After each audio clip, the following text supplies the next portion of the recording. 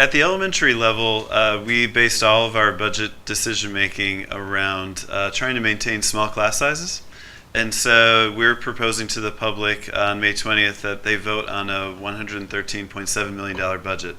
And sort of the centerpiece of that for the elementary level is that we maintain our small class sizes. The current average at the elementary level is 18.5 students in a class, and that will only be going up in this new budget to 19.2, which is just 5 classroom positions reduced across all 8 elementary schools. So we feel really proud that we were able to maintain that in this budget. We're also able to keep after-school programming that we have in all of our 8 elementary schools. Elementary students will still be attending an art class every week, a music class every week, PE classes every week.